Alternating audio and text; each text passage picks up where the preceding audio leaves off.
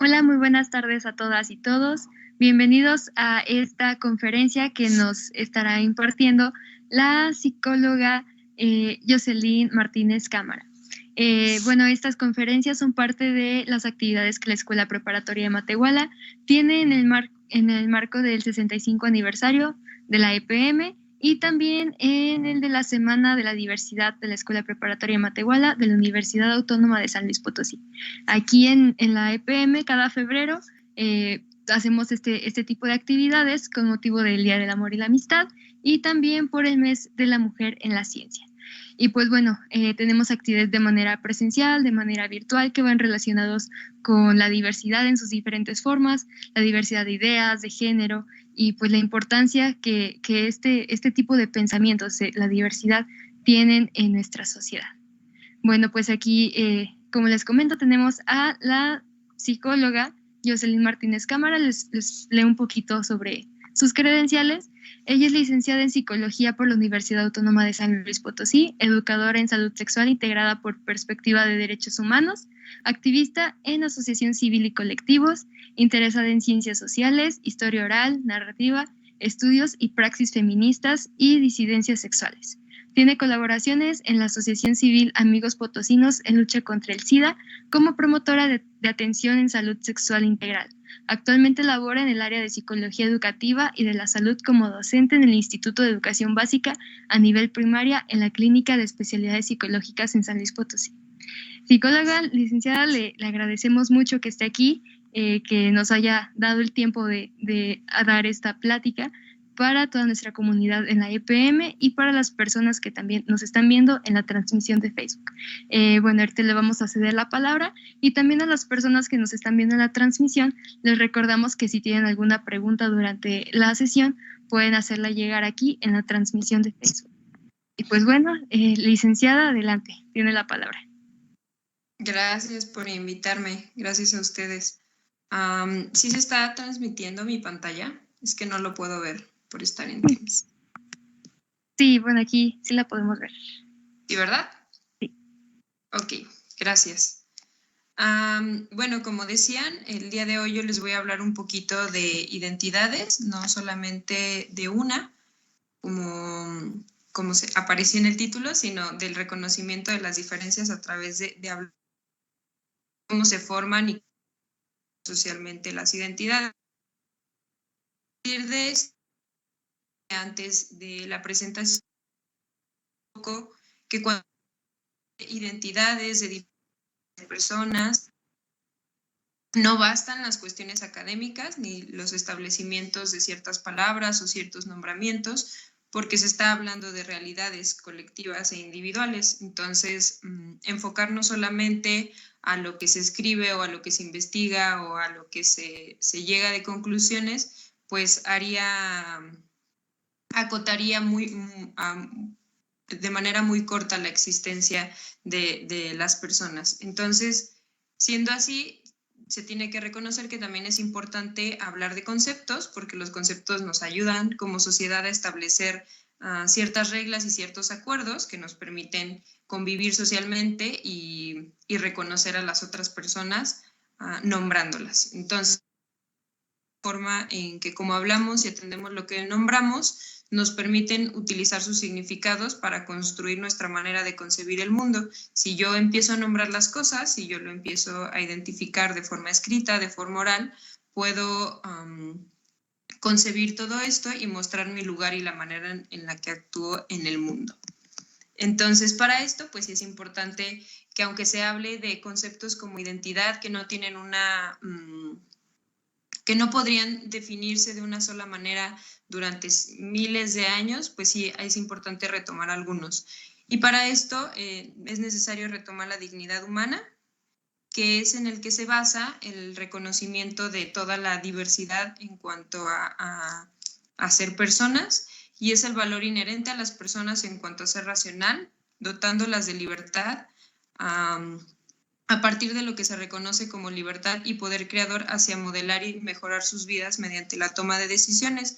O sea, la dignidad humana es darle que las personas reconozcan su propia autonomía a la hora de tomar decisiones, ya sea estas basadas en algo colectivo o en algo individual. Es así que también en cuestiones de identidad es importante retomar la idea de que el lenguaje es algo que es cambiante, que siempre está cambiando y seguirá. A veces cambia delante de las creencias, o sea, se adelanta un poco, porque se empieza, por lo mismo que decía al inicio de la academia, se empieza como a adelantar y los comportamientos sociales, y a veces el lenguaje va muy atrasado. O sea, de pronto es tanta la presencia de cambios sociales y colectivos que el lenguaje se queda estancado en sus construcciones pasadas, tanto que de pronto nos cuesta trabajo entender la necesidad de estos cambios. Entonces, es importante reconocer como bases, antes de hablar de una identidad o de identidades, que el lenguaje es algo cambiante y nos ayuda a volverlo una perspectiva de vida, estos cambios, para reconocer las diferencias en todas las personas. Y si bien no podría ser solamente cambiando esto la garantía de una modificación social, pues sí los esfuerzos lingüísticos nos crean una conciencia sobre los prejuicios e impactos sociales. Por eso se presenta antes de dar una definición, porque es importante reconocer que si bien es muy importante, va también incluso más allá de solo cambiar el lenguaje.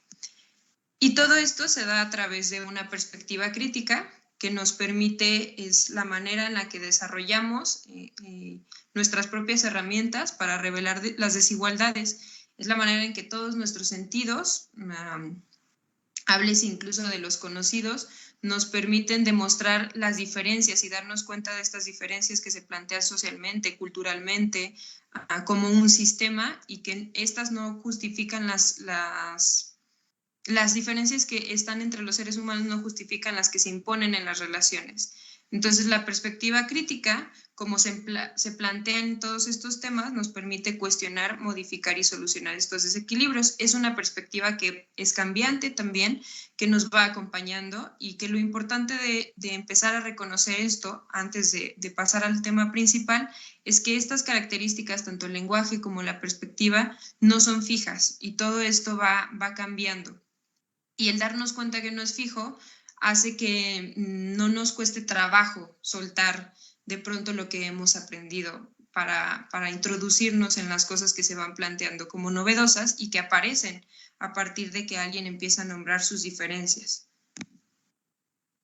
Entonces, en la juventud es donde se considera estructuralmente que se alcanza una madurez en muchos sentidos, específicamente una madurez sexual, y se empiezan a fortalecer aspectos psicológicos que se han recogido a lo largo de los años anteriores de vida, y también sociales, que son la gran importancia para comenzar a fortalecer y a nombrar de manera más sencilla una identidad, porque antes de la juventud, claro que existe una identidad, pero esta está formada o nombrada a partir de lo que se dice de nosotros y nosotras desde nuestra no autonomía. Y a partir de la juventud se empieza a dar cuenta de aquel adultocentrismo del que nos tenemos que ir ahuyentando un poco para reconocer mi propia autonomía y mi propia manera de nombrarme y de reconocer mi identidad. Y así poderme plantear un proyecto de vida, que de pronto se cree que el proyecto de vida solamente va orientado a cuestiones académicas, cuando la realidad es que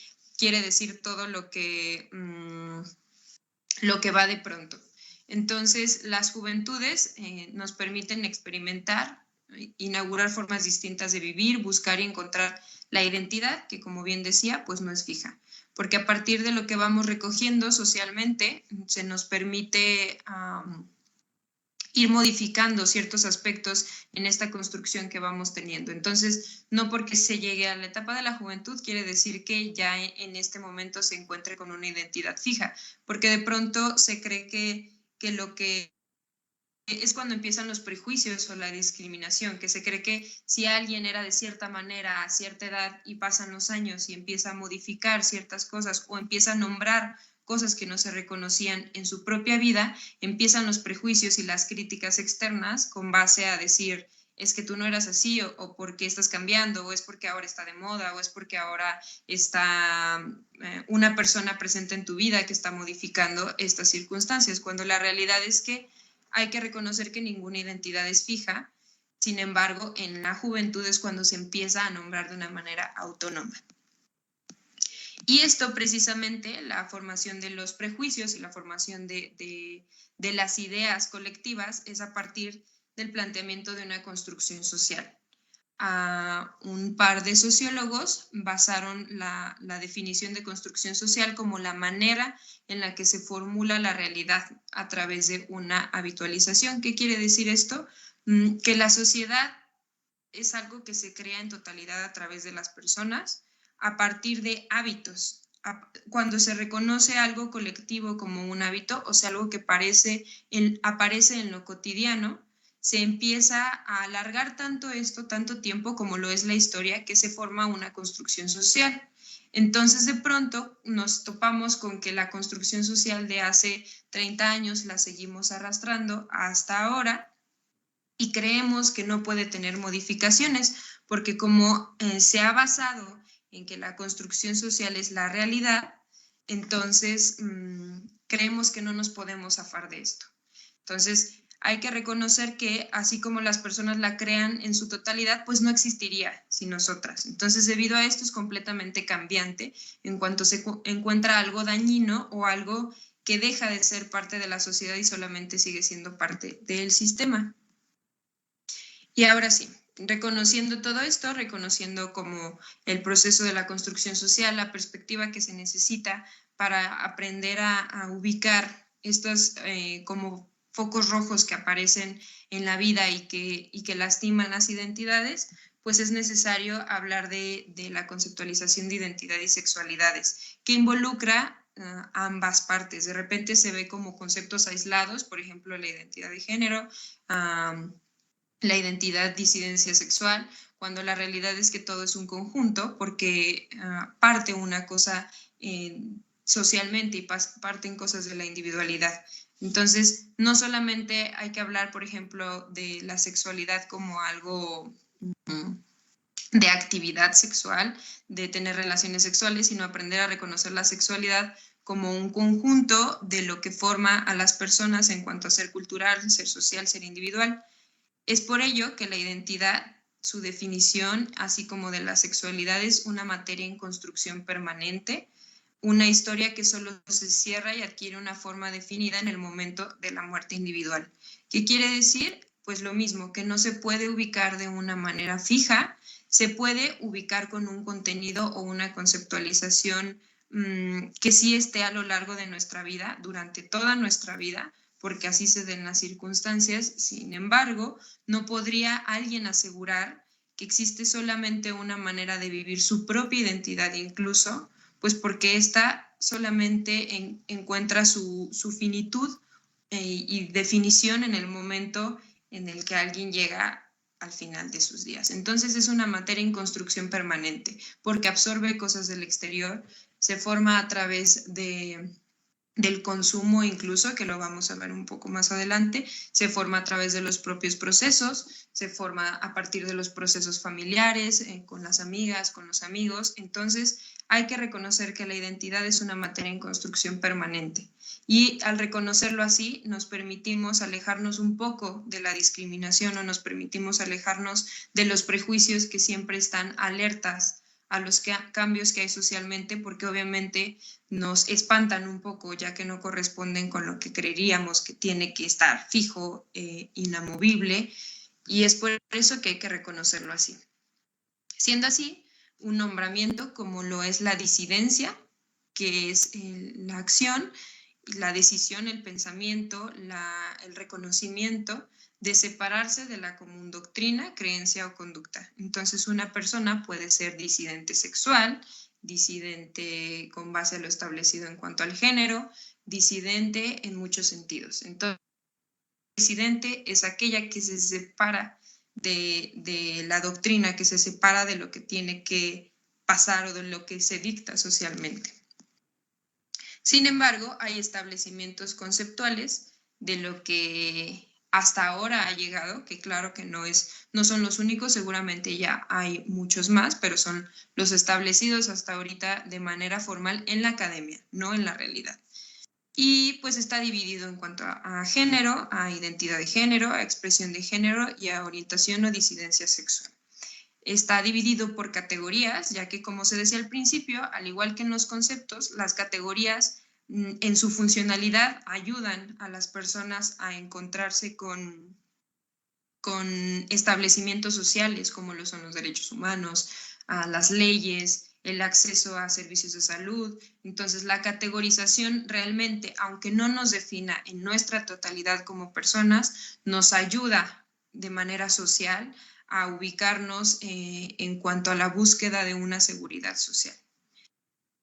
Entonces, es por ello que de pronto aparecen estas categorías y así mismo en estas categorías existe cierta discriminación o cierto rechazo cuando ya se salen de ellas. Entonces, yo incluso me puedo ubicar en una disidencia sexual o disidencia con base al género, y de todos modos discriminar o hacer un prejuicio hacia personas que ahora se salgan de lo que según yo ya estaba establecido. Entonces, por eso es importante que no nos creamos que no tenemos la capacidad de discriminar a otras personas e incluso de discriminarnos a nosotros mismos y a nosotras mismas, porque esto es parte de un proceso donde nos cuesta trabajo reconocer al otro. ¿Y esto qué quiere decir? Que de pronto cuando yo estoy segura o quiero estar segura de lo que soy y me enfrento con un otro, una otra, que es diferente completamente a mí, me cuesta trabajo reconocerlo, porque siento que esto significa o pone en riesgo lo que yo soy. Y esto parte desde lo nombrado sistema patriarcal, que es un sistema social basado en jerarquía como dominación, y se divide en muchísimas cosas y en muchísimos factores, pero sus principales bases se dan en la división sexual del trabajo, que son las acciones que se supondría que tendrían que corresponder a las identidades con base al género y con base también a la violencia hacia los órganos sexuales. Entonces, es por ejemplo, la división sexual del trabajo es cuando se cree que los hombres deben estar en lo público trabajando, siendo ajenos a cuestiones emocionales, y las mujeres son segregadas al ámbito privado, al ámbito de los cuidados, al ámbito del reconocimiento de sus emociones, pero únicamente con base a una sensibilidad. Y también existe la violencia como sustento de dominación, que es el sustento del sistema patriarcal. La violencia en su modo general, sin dejar a un lado y sin poner niveles de estas, o sea, sin decir esta es una violencia pequeña, este es un acto de violencia grande, sino reconociendo a partir de la perspectiva crítica que se ponía al principio, que todas las violencias se vuelven una bola de nieve y van llevando a acciones como sería la máxima representación de la violencia en cuanto al sistema patriarcal, que son los feminicidios. ¿Y qué tiene que ver todo esto con la identidad? Pues que es parte de un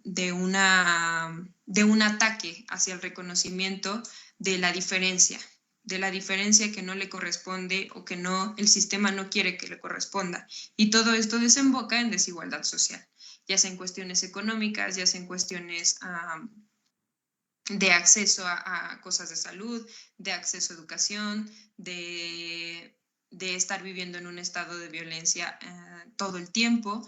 Entonces, el sistema patriarcal es aquello que nubla todas las identidades y que nos nubla la visión hacia el reconocimiento de las diferencias. Y todo esto se da también a través de la heteronormatividad, que es el sistema de creencias, así como se decía de los constructos sociales, que se vuelve un sistema donde varias personas empiezan a suponer o a establecer y a heredar ciertas creencias que establecen parámetros como normas. Entonces, la heteronormatividad es una de ellas, que es el sistema de creencias o suposiciones que establece la heterosexualidad como el estado predeterminado o normal, entre comillas, del ser humano. Entonces, todo aquello que no quepa dentro de esto, toda aquella identidad que no corresponda a un estado supuestamente predeterminado al ser humano, se categoriza como anormal, se categoriza dentro de de la perspectiva clínica como una enfermedad.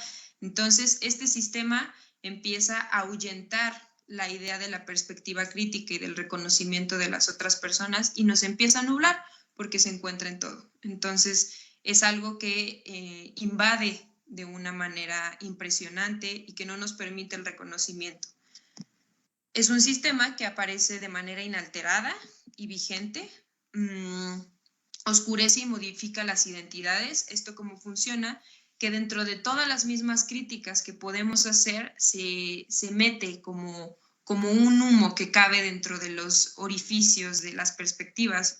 Por eso lo decía al principio, de pronto en estos talleres o en estas pláticas hablamos desde la academia o hablamos o establecemos cosas desde la investigación o muy conceptuales, y nunca damos el hecho de que también el sistema patriarcal se mete dentro de esto y se mete de una manera en la que no nos permite darnos cuenta a las mismas personas que estamos en estos temas o a las personas que empezamos a consumir estos temas, que también tenemos que estar repensando todo el tiempo qué es lo que está sucediendo, porque este sistema se mete y sigue modificando lo que creemos que ya está cambiando.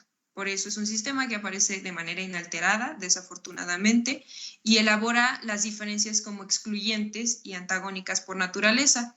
Es, por ejemplo, ahora, si reconocemos las teorías urgentes que están respecto al tema de identidad, al tema de género, al tema de disidencia sexual, de pronto el sistema patriarcal se escabulle dentro de estas teorías y empieza a volver todo un antagónico. Y lo único que da como resultado es no reconocer las diferencias, sino ubicarlas como algo que sigue sobrando, que debe seguir siendo lastimado y que es lo que perpetúa la violencia en la sociedad. Y todo esto, en cuanto a la identidad, lo da a partir de los sistemas binarios jerárquicos, de lo que decía hace un momento acerca de la normalidad y anormalidad, que es la idea de la no correspondencia a lo establecido. Si alguien no corresponde su identidad, que ha ido reconociendo, que va buscando la manera de nombrarla, porque a través de este nombramiento va a poder darle cuenta a otras personas de lo que es o de cómo se reconoce. Entonces, si no entra en este sistema binario que se supondría que tendría que ser, y se vuelve algo inequívoco, inacabado e incompleto, es entonces cuando se conjuga con la idea de anormalidad o de un problema o de una crisis, porque se reconoce como algo que no se encuentra en la norma, entonces se intenta categorizar de una manera que se busque solucionar.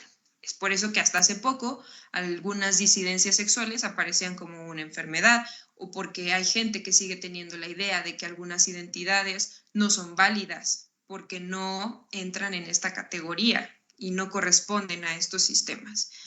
Y aquí aparece el viaje de las creencias. Entonces, vivir desde las creencias, a pesar de que tengamos información, a pesar de que tengamos acceso a redes sociales en donde se encuentra ahora de manera muy sencilla todo aquello que tiene que ver con estos temas para algunas personas. Entonces aparece el viaje de las creencias, que funciona como una capa de miedo, que nuestro desarrollo social desemboca en desinformación. Entonces, si yo, como lo decía hace un momento, empiezo a pensar sobre la diferencia con otras personas o sobre la identidad y las identidades, pero recuerdo que tengo una construcción social en la que lo que yo estoy criticando ahora siempre han dicho que es lo normal y lo correcto, empieza esto como una capa de miedo, porque además mediáticamente, o sea, en todos los medios que consumimos, solemos ver noticias que se vuelven esta neblina que opaca nuestra manera de empezar a criticar las cosas, y empezamos como un método adaptativo a discriminar también, incluso como una discriminación interiorizada, que es, por ejemplo, cuando se le llama homofobia interiorizada, que es una persona que se reconoce como homosexual, empieza a tener también ciertos patrones de discriminación, pero esto aparece como una respuesta adaptativa a condiciones sociales dominantes. Entonces, si yo empiezo a notar que el defender mis ideas, el postular mis ideales y poner un estandarte de mi propia identidad me va a meter en problemas, porque todo lo que veo en los medios es violencia y violencia y violencia. Lo único que voy a hacer es mutear mi identidad. O sea, voy a segregarla y voy a obviamente segregar las identidades de otras personas también que no correspondan con lo esperado. Y lo único que voy a hacer es seguir en el viaje de las creencias, que se vuelven un constructo social, y termino reproduciendo y volviendo a heredar esto. Es por ello que las creencias aparecen como algo histórico, y por eso de pronto también decimos, bueno, es que ¿por qué se llevan tantos años de lucha o de investigación o de activismo social? ¿Por qué pareciera que las cosas no cambian? Bueno, porque la violencia que da este sistema patriarcal, que aparece como un poder enorme, obviamente es un monstruo que no nos permite dejar de tener miedo y dejar de a un lado para sobreponer ciertas cosas. Entonces, es con lo que tenemos que trabajar, con la manera en la que empezamos a trabajar con nuestras creencias. Y esto se trabaja mucho haciendo redes, formando redes de apoyo, haciendo colectivos con otras personas que también viven desde las disidencias o que también viven identidades que no corresponden en la norma, porque así se vuelve una red que permite soportar todo lo que se ve acerca de y que nubla estas ideas. Ya que la falta de reconocimiento de las diferencias, pues es la invitada principal para la prevalencia de la violencia. De pronto se cree, cuando se habla de tolerancia, de, bueno, es que si yo sí correspondo con todo lo que se espera, con todo lo que se quiere, entonces por eso no me interesan estos temas o no me interesa reconocer a otras personas, porque pues yo sí entro en todo lo que se ha esperado familiarmente, socialmente, pero baso mis ideas diciendo que soy una persona tolerante, cuando la tolerancia es como lo más bajo del respeto, es la manera en la que no se reconocen las otras identidades, sino que solamente sabes de su existencia y sabes que no tienes de otra, pero sigue siendo partícipe en ciertos sentidos de esta prevalencia de la violencia. Entonces, la falta del reconocimiento de las diferencias y del solo decir, bueno, yo sé que existen y soy tolerante, en lugar de decir, las reconozco y yo no la vivo, pero puedo trabajar en mis propios procesos para darme cuenta que las diferencias es lo que nos hace seres humanos y las similitudes solo se dan en ciertas cuestiones, pues esto me permite trabajar con la prevención y la erradicación de esta violencia, que se puede dar a partir de la adquisición de capacidades esenciales, como la empatía, de repente, que se suele usar como concepto, del respeto, de la negociación, en cuanto a trabajar con la idea de mis propios pensamientos y negociarlos y darme cuenta de estas diferencias y de que yo tengo mis propias diferencias y que el reconocerlas en mí misma me permite vivir en un estado de mayor tranquilidad, donde no sobrepongo la idea que tengo que cambiar mi identidad, sino hasta para mí misma, sino darme cuenta que a lo mejor en lo que me establezco el día de hoy no va a ser lo mismo que me establezca dentro de 5 años, hablando de cualquier tema de identidad, porque también la identidad no solo es identidad de género o identidad sexual, sino hay muchos tipos de identidad. La manera en la que se va reconociendo y se van categorizando y agarrando ciertos factores sociales e individuales. Entonces, a través del desarrollo del pensamiento crítico, nos permite el cuestionamiento a lo establecido social y culturalmente, que sustenta situaciones de desigualdad en cuanto a género y jerarquías relacionales, porque todo esto conlleva la falta del no reconocimiento de las identidades, pues conlleva a la desigualdad, a lo que decíamos. Y la desigualdad no es solamente en su estado menos complejo, como el que no se pueda realizar una actividad o se tenga la elección de los colores, sino que la desigualdad desemboca en feminicidios, en homicidios por razón de disidencias sexuales, en discriminación. Entonces, por eso la prevención y la erradicación tienen que acompañarnos. Y es así como el simple hecho de cuestionar y de nombrar y visibilizar es una ruptura sistemática y por ende se vuelve parte de la resistencia. Entonces, la identidad no solo, por eso no se puede volver algo únicamente académico, ni únicamente que queramos llevarlo solo a partir de empezar a volver a categorizar o ampliar las categorías, sino el reconocimiento a las identidades se tiene que volver un cuestionamiento hacia lo establecido ya.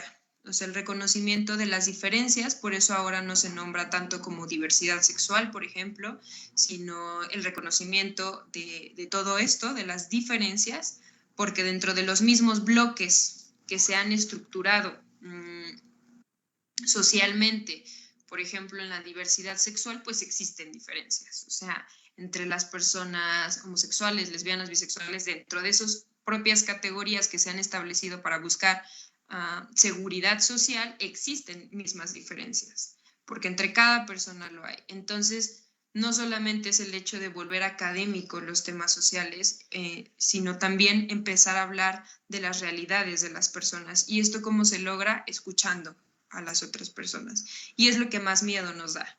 O sea, nos da miedo, a lo mejor no nos cuesta trabajo sentarnos a leer algo y decir, no estoy de acuerdo o sí estoy de acuerdo, pero nos cuesta trabajo escuchar que una persona no es como yo esperaba o que una persona no vive lo mismo que yo vivo, porque siempre enfrentarnos con el otro o con la otra, como lo decía hace un momento, pues significa un reto para mí o una ruptura para mi propia percepción de la vida y un miedo a qué me voy a enfrentar o por qué me tendría que confrontar con algo, ¿no?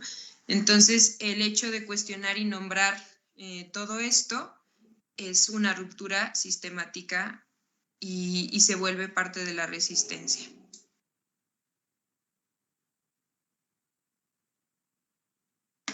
Entonces, es importante que también en esto pueda reconocer mi propia autenticidad y diferencia, porque esto va acompañado, la identidad va acompañada y el reconocimiento de mi identidad va acompañado del autoconcepto. Y el autoconcepto es la manera en la que yo voy ubicándome en mi ser y estar con el mundo. Y si yo reconozco que yo voy a tener mis propias modificaciones y mis propias diferencias, puedo reconocer las de las demás personas. Pero si yo me veo en un estado fijo, y me da miedo salirme de esta categoría propia del estado fijo, también obviamente me va a costar confrontarme con el hecho de otras personas. Y entonces las relaciones sociales, si yo logro reconocer las diferencias en todas sus categorías y en todas sus expresiones, pues empiezan a sustentar en el respeto. ¿Y cómo se da esto? El reconocimiento de las identidades se trabaja a partir de lo que decía, que es trabajar con las realidades de otras personas y no tiene que ver con estudiar estos temas ni con nada, sino con el poner atención en el otro o en la otra y aprender a ubicarme en espacios seguros y a confrontar los espacios donde no me sienta segura o seguro de mi propia identidad o no la sienta protegida. Porque si yo empiezo, como decía hace un momento, a mutear mi propio interés por el reconocimiento de las identidades y de mi propia identidad, soy partícipe de la reproducción de estos sistemas. Y como decía, el sistema patriarcal pues se vuelve una nube oscura que no me permite ni reconocer a los demás y ni reconocerme a mí misma en un espejo. Entonces, es por ello que el generar espacios seguros y acompañamientos basados en evidencias, o sea, que si ya se va a trabajar desde la academia o si ya se va a trabajar de ciertas cosas, pues se trabaje no únicamente porque es lo que yo creo, sino porque puedo hacer ciertas características colectivas desde las realidades y desde las narrativas. Y esto sirve a partir de formular conversaciones honestas que alivianen dudas. De pronto preferimos hacer ideas colectivas basadas en lo que se dice desde algún punto o desde alguna visión de la vida, porque nos cuesta trabajo realizar preguntas o acercarnos y reconocer que tenemos dudas de la existencia de las otras personas y de su propia identidad. Entonces, esto nos permite organizar un crecimiento individual y colectivo basado en el respeto y en la seguridad. El reconocimiento de las identidades nos ayuda a a poner en juicio todo lo demás. Y de pronto también aparece esto que decía como esta perspectiva de reconocer las otras identidades se puede barnizar. El sistema patriarcal llega como un barniz que te hace creer que sí estás viviendo desde una perspectiva de libertad, cuando lo único que está haciendo es disfrazar lo que consumimos como si de verdad se estuviera reconociendo esto. Por ejemplo, ahora que se tiene tanto acceso a Instagram, a TikTok, de repente vemos que ciertos artistas hacen esta cuestión de jugar un poco con las identidades y sabemos que son artistas que tienen un esquema de vida o han dado una idea de su esquema de vida que es bastante heteronormado, o sea que corresponde bastante con lo heterosexual, con lo blanco, con la correspondencia, con el género que se supone que les corresponde, pero de pronto vienen y como personas del medio juegan un poco con esta identidad y hacen otras representaciones, así sea lo mínimo que es, no sé, por ejemplo, un hombre ponerse un vestido, un artista ponerse un vestido para hacer una representación como una imagen de la feminidad, y esto se le aplaude y se le dice que es lo correcto y que qué increíble y que qué gran reto y que qué bueno que se atreva a mostrar cómo puede ser fluidas las identidades, cuando a las personas que realmente lo viven, otro tipo de identidades que no corresponden con lo normado, pues no se les aplaude y al contrario se les castiga, se les discrimina. Entonces, todo esto mediático aparece como una nube gris que nos hace creer que las cosas están cambiando porque alguien del medio o alguienes del medio se atreven, entre comillas, o hacen estos juegos o estas publicaciones identitarias cuando en otras ocasiones que ya se trata de una correspondencia social se ubican dentro de lo normado, pues lo único que hacen es que se sigue ignorando a los otros reconocimientos. Entonces, es por esto que en estos temas de identidad no es tan sencillo poner una definición o hacer una categorización o asegurar algo o dar una plática a partir de solamente poner muchos conceptos fijos o decir qué es lo que se encuentra bien o que se encuentra mal, porque se está hablando de realidades. Entonces, al hablar de realidades es muy peligroso afirmar ciertas cosas porque de pronto se lastiman ciertas realidades y se lastiman o se confunden ciertas identificaciones. Es por ello que lo único que se encuentra fijo es el reconocimiento de lo no fijo, o sea, de que la identidad es una materia en construcción que se puede encontrar y nombrar de la misma manera durante toda la vida. Sin embargo, esto no quiere decir que todas las vidas tengan que ser vividas así. Y así se concluye dentro de todo esto que la identidad entonces es la manera en la que yo voy reconociendo o reconociéndome dentro de mi entorno, y se forma de muchas maneras. Se forma incluso con lo que consumimos, con lo que yo observo, con lo que yo observo en mí misma, en mí mismo. Y es por ello que se debe aprender a reconocer las diferencias con una perspectiva en derechos humanos que defienda esta cuestión, que al final de cuentas en lo que tienen que desembocar todos estos temas es en que no se lastime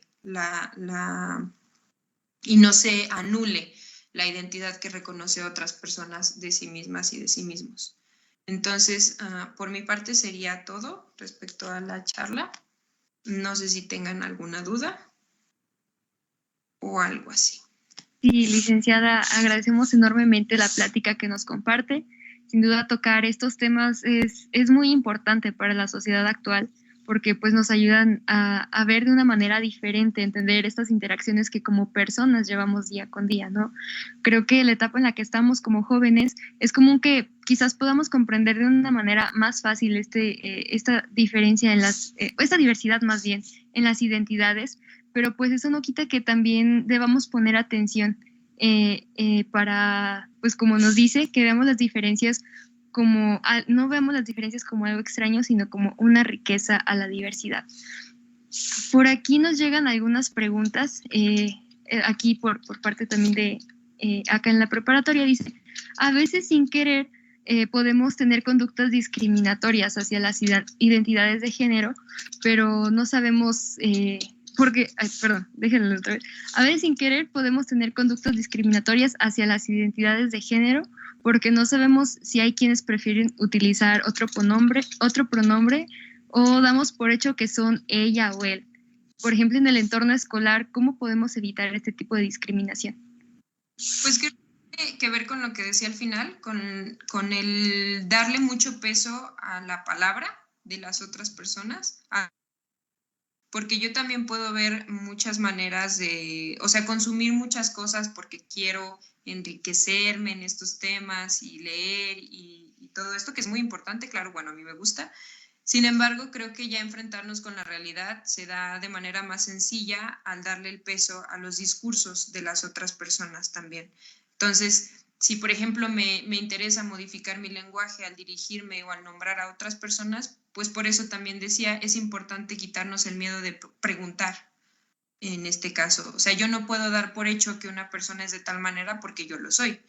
Entonces, me ayuda muchísimo aprender a preguntar al conocer a alguien. Digo, como mencionas, se ha ido modificando históricamente la manera en la que ya nos comunicamos y ahorita es un poco más sencillo que al encontrarme con una persona nueva yo pueda decirle tal cual como quieres que me refiera a ti, ¿no? Que es como antes se decía de mencionas tu nombre y tú dices cómo prefieres que te diga. O sea, si por tu nombre completo, por un diminutivo, ahora se puede hacer lo mismo, pero en cuanto a, para el respeto de las identidades y el reconocimiento de otras personas, ¿no? Que no se da por hecho nada. Por ejemplo, también por eso ponía al inicio como las cosas del lenguaje y de la importancia del lenguaje, aunque nos cueste trabajo modificarlo por nuestras propias creencias, porque el lenguaje nos permite adentrarnos en las realidades, porque es con lo que me comunico, ahorita me estoy comunicando así. Entonces, si yo me atrevo a cuestionar mi propio lenguaje, esto lo puedo hacer desde el reconocer que yo no debo dar por hecho nada. Por eso ahora hay cosas tan sencillas que se vuelven un abrazo a la erradicación de la discriminación, como es no asegurar que alguien es heterosexual, por ejemplo. Y que si tú en una conversación vas a empezar a hablar de con quién se relaciona, pues no des por hecho que va a tener una relación heterosexual, sino que amplíes el lenguaje. Entonces, creo que es una manera muy válida también.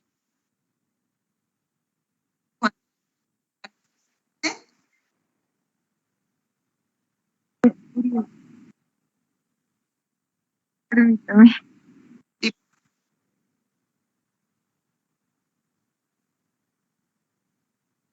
Listo, perdón. Listo.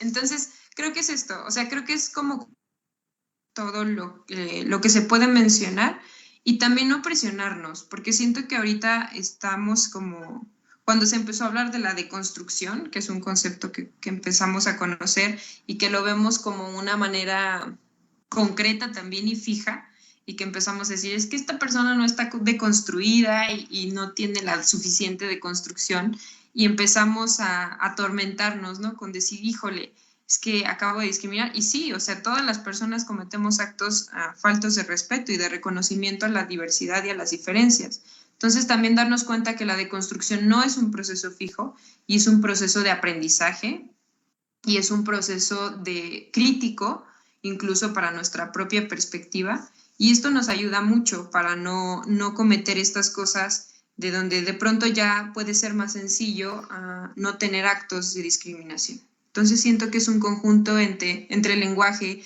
entre reconocer mis propias creencias y el por qué me cuesta trabajo y luchar contra mis propios pensamientos irracionales que no me permiten darme cuenta de que a lo mejor yo digo, bueno, es que yo trabajo con esto, por ejemplo, y vivo desde la disidencia y no se supondría que yo todo lo sé y que yo todo lo reconozco como diverso y diferente, pero no me doy cuenta pues que yo también vivo en una sociedad y tengo gente cercana que está, que se construyó de otra manera, Entonces eso también debo aceptar que influye en mí y en mi propia percepción de la vida. Entonces siento que se trata de eso, de aprender a darnos cuenta y reconocer el lenguaje, reconocer al otro a través del lenguaje y de la palabra. Claro, muchísimas gracias, licenciada. Por acá también nos comentan que les pareció muy interesante el tema del nivel de tolerancia. Por acá les seguimos platicando un poco. También sobre estos temas, creo que desde la infancia es importante pues darle a conocer a estos niños este tipo de formación, ¿no? ¿Cuál podría ser una manera de educar a estos niños en el respeto a la diversidad en sus diferentes expresiones?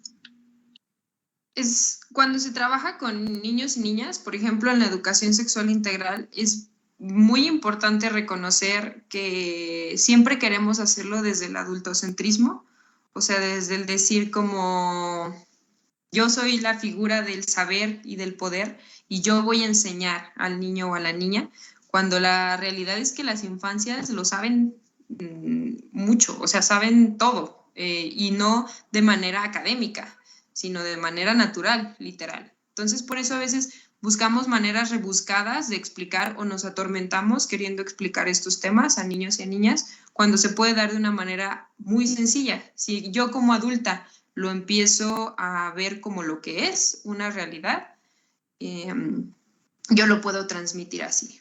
Pero si yo también estoy como un poco ahí tambaleando un poco con mis propias ideas, pues así lo voy a transmitir. Entonces, cuando se habla de estos temas, pues es importante hablarlo así, como un reconocimiento de las diferencias. Y se puede hablar de manera muy básica, si es un niño o niña muy pequeño, pequeña, o se puede ir aumentando el nivel. Siempre estos temas se tienen que hablar de acorde a la edad, si hay maneras específicas, sin embargo, tienen en común que se tienen que dar de una manera como lo que es, o sea, real, no dárselo de una manera como algo, como ir a ver a un aparador una diferencia, ¿no? Como ponernos en una vitrina y decir, mira, te presento las diferencias lejanas, ¿no? Con un vidrio de por medio. Sino decir, tú eres diferente a mí, yo soy diferente a ti, o sea, todos y todas somos diferentes, todos y todas vamos a tener un reconocimiento diferente y también hacerles ver que el que no haya este reconocimiento, pues desafortunadamente ahorita nos invade como una ola de violencia. Entonces siento que de esa manera se le puede explicar a las infancias, no con un vidrio de por medio, sino como algo que está al lado de mí, atrás de mí, en mí, y también para darles su propia seguridad para que conforme vayan reconociendo los propios elementos de su identidad, no se sientan abrumados o abrumadas si se topan con algo que no correspondía a lo que alguien más me dijo que tenía que ser la identidad. Ok, muchísimas gracias, licenciada. Por acá también en el chat de Facebook nos hacen llegar una pregunta. Dice, licenciada, ¿cómo se sensibiliza a un adolescente para que respete cosas como el lenguaje inclusivo, disidencias, etcétera, habiendo tanto contenido erróneo a su alcance? Pues creo que vuelve a la respuesta de la primer pregunta, como por ejemplo el lenguaje es algo que nos cuesta mucho trabajo porque es un constructo social que viene como parte de la historia, que es de lo que de pronto se escuda la gente que tanto lo defiende, ¿no? Como de es que sin lenguaje así que vamos a hacer o si yo dejo de hablar así se deforma el lenguaje y la cultura y cambia todo nuestro entorno, ¿no? Porque creemos que la historia nos formó y ya no se puede modificar nuestro presente porque yo soy lo que mi historia es. Entonces, por ejemplo, cuando a alguien le cuesta trabajo reconocer un lenguaje que no invisibilice, por ejemplo, a las mujeres, pues se tiene que trabajar desde el hecho que existimos. Entonces, el lenguaje tiene que nombrar las cosas para que se vean. Si yo no nombro algo, a lo mejor pasa desapercibido. Entonces, si yo lo quiero trabajar con alguien en la juventud, puede ser desde esto, desde decir, a veces cuesta mucho trabajo, al final de cuentas es una ruptura, la ruptura de las creencias es muy dolorosa, porque cuando yo empiezo a cuestionar, pues no me siento cómoda. El cuestionarme no es cómodo, hace que yo diga, uy, entonces, si todo lo que aprendí no es, entonces que sí, y esto hace que me duela. Por eso nos cuesta trabajo cambiar el lenguaje, por eso nos cuesta trabajo darnos cuenta de las diferencias, porque duele como persona. Y esto se tiene que acompañar como un proceso, como aprender por algo como lo es el lenguaje, luego modificar las conductas y darnos cuenta que todo va entrelazado. Y no hay una guía específica, sino el simple hecho de aprender a compartir con la gente, hacer una red donde a lo mejor si yo quiero que la persona que vive conmigo cambie su lenguaje, yo puedo hablar diferente y se puede ir acostumbrando la manera. Pero de pronto, si por ejemplo yo hablo con un lenguaje que no invisibilice y se burlan de mí, yo digo, mejor en mi casa no lo voy a usar, porque sé que me van a decir algo que me va a molestar. Entonces ya lo oculto un poco, pero en mi colectiva sí lo hablo, pues de pronto esto puede hacer que en mi casa se siga el mismo cuadrado y yo no cambie. En lugar de decirle a alguien, oye, habla con un lenguaje que no invisibilice, también puedo colaborar yo hablando desde ahí. Entonces puede ser de muchas maneras, pero siempre reconociendo que al final es una ruptura, cualquier cambio en la percepción y que no va a ser cómodo. O sea, el reconocimiento de estos temas no es cómodo porque nos saca de nuestra zona de confort. Yo siempre lo he dicho, el reconocimiento de estos temas es como que siempre han existido, que no es algo nuevo ni moderno, es como estar en un colchón con resortes y no darte cuenta de que existen hasta que te mueves. Entonces no te duelen hasta que te empiezas a mover y no los visibilizas hasta que empiezas a decir, híjole, es que sí es cierto. O sea, sí es cierto que a partir del lenguaje se construye la violencia, por ejemplo, o a partir de mi acción que yo ubico como mínima, entre comillas, también se vuelve una bola de nieve hasta un acto violento inimaginable. Entonces es incómodo, o sea, es muy incómodo, es doloroso, sin embargo es muy necesario y es urgente. Claro, licenciada, muchísimas gracias. Creo que sí, es muy importante esto que dice sobre la deconstrucción. Hay que entender que, como dice, no es algo fácil. A veces podríamos tenernos hasta incluso discusiones con nuestra propia familia, pero pues sí, es todo parte de un proceso y creo que como sociedad es necesario para pues lograr un cambio en esto que es tan importante, ¿verdad? Bueno, pues muchísimas gracias por las respuestas que nos acompañaron en la transmisión. Creo que nos llevamos una gran riqueza con todo lo que nos pudo compartir, también una gran enseñanza, ¿no? Y pues bueno, voy a dar aquí algunos avisos antes de cerrar con la transmisión. Bueno, para nuestros alumnos los invitamos a seguir participando en las actividades de la Semana de la Diversidad. Mañana recuerden que todos venimos de Zul para tomar las fotos y sigan participando en el tendedero de ideas aquí y de manera virtual también en las cajas de preguntas que dejamos en nuestras historias en redes sociales. Y recuerden que seguimos con estas actividades. Mañana a las 11 de la mañana tendremos la charla virtual Mujeres en la Ciencia, impartida por la maestra Malia y la maestra Ana Sol. No se la pierdan, la transmisión también será aquí por Facebook. Licenciada, no sé si quisiera agregar algo más en esta plática. Creo que de mi parte es todo. Muchas gracias por invitarme. Me da gusto que se abran estos espacios. Perfecto, muchísimas gracias a usted, licenciada, en nombre de la Escuela Preparatoria de Matehuala y de la Universidad Autónoma de San Luis Potosí. De verdad le agradecemos por el tiempo que se tomó para compartir su conocimiento. Creo que después de esta plática podemos ir cambiando poco a poco la perspectiva que tenemos sobre la diversidad y, en el mejor de los casos, muchas actitudes que también nosotros podemos tener, ¿no? Bueno, le agradecemos de verdad muchísimo y ojalá nos podamos ver pronto de nuevo. Seguro sí. Muchas gracias. Claro que sí, gracias. Nos vemos. Hasta luego.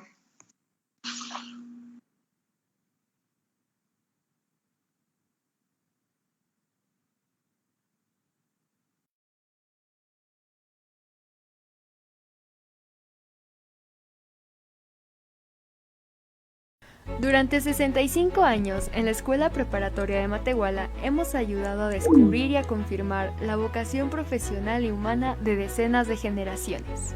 A lo largo de este tiempo, los acompañamos en su crecimiento personal y en la búsqueda de una identidad centrada en los principios máximos de la Universidad Autónoma de San Luis Potosí. Compartimos con nuestros alumnos y alumnas la responsabilidad de contribuir al pensamiento libre e informado, a la promoción de las ciencias como materia fundamental ante los retos que vivimos el día de hoy, así como a la manifestación de toda forma de expresión artística. Somos líderes a nivel nacional en la implementación de aprendizajes pertinentes y abarcamos prácticamente todas las áreas que cualquiera de nuestros alumnos requiere para su inserción exitosa al nivel superior. Además, gozamos de todo el apoyo material e intelectual que hace de la UASLP la institución educativa más importante de todo San Luis Potosí. Cada año reafirmamos y actualizamos nuestras estrategias dentro de las aulas y ahora en línea. Acompañamos a nuestros alumnos en todos los aspectos de su formación y somos conscientes que durante su educación en la Escuela Preparatoria de Matehuala habrán de tomar algunas de las decisiones más importantes de toda su vida. Somos la generación que se enfrentó al reto más importante que ha tenido la educación en muchos años. Somos los que a distancia o de manera presencial nos seguimos preparando para el futuro que vendrá. Y somos parte de una institución que sabe cómo apoyarnos en nuestra formación científica, cultural, deportiva y humana. Y de la universidad más importante de todo San Luis Potosí. La Escuela Preparatoria de Matehuala posee la capacidad y la experiencia para acompañarnos y orientarnos en esta etapa de nuestras vidas. Cuenta con espacios para el desarrollo de nuestras habilidades científicas, laboratorios perfectamente equipados para el estudio de las ciencias experimentales, con laboratorios de cómputo completamente especializados y la asesoría de docentes y especialistas en informática. Una de las principales preocupaciones de la Universidad Autónoma de San Luis Potosí es el desarrollo cultural de sus alumnos y alumnas. En especial ahora que la cultura y el arte nos sirven como canales de expresión. Contamos con los espacios diseñados especialmente para el desarrollo de tus habilidades artísticas. Aquí encontrarás el equipo y la infraestructura para la práctica de la música, las artes visuales y prácticas, el baile y otras formas de la cultura.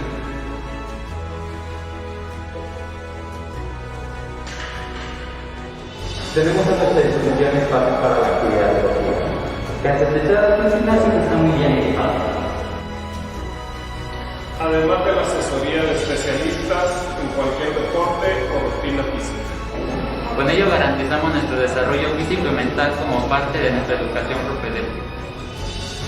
Tenemos acceso a un laboratorio de inglés para la práctica autónoma de un segundo idioma. Apoyamos a los alumnos con una de las demandas del mundo moderno, el dominio del idioma inglés. y lo ponemos en práctica bajo el apoyo de maestros, maestras y especialistas certificados. Tenemos el respaldo permanente de departamentos que nos apoyan en prácticamente todas las áreas de nuestra formación. Un área de tutorías en el que respaldamos el desempeño académico de los estudiantes. Un departamento de servicios estudiantiles en el que se planean y realizan actividades deportivas, culturales y sociales y promocionan la salud. Y un departamento de orientación vocacional en donde se nos apoya quizá en una de las decisiones más importantes de nuestras vidas, elegir una carrera profesional. En la prepa nos cuidamos, por eso contamos con un filtro sanitario a la entrada donde checamos temperatura y ponemos gel antibacterial. Aquí aplicamos de manera permanente programas y campañas preventivos que son parte de los programas de salud de la Universidad Autónoma de San Luis Potosí. Como maestros y maestras hemos desarrollado estrategias que nos han ayudado a resolver la contingencia de la educación en línea. Y durante las clases presenciales hemos cuidado nuestra integridad física y mental. Somos la generación a la que le tocó enfrentar retos que a otras generaciones no. Y entendemos que en el futuro lo único seguro es que de un día a otro todo puede cambiar. Y estamos listos para vivir los retos y los cambios que vendrán. En la Escuela Preparatoria de Matehuala y en la Universidad Autónoma de San Luis Potosí nos hemos adaptado a los desafíos de un mundo que más que nunca requiere. La curiosidad que da la ciencia para resolver los problemas actuales. La empatía que brindan las humanidades de un mundo inclusivo, respetuoso de toda la expresión individual y colectiva. Las herramientas que han el arte y la cultura para convertir una formación integral. El respaldo del deporte y la disciplina física. Súmate a la Escuela Preparatoria de Matehuala y súmate a una generación digital, pero también sentir a los problemas de un mundo global. Somos Generación EPM. Somos Generación EPM. Somos Generación EPM. Universidad Autónoma de San Luis Potosí.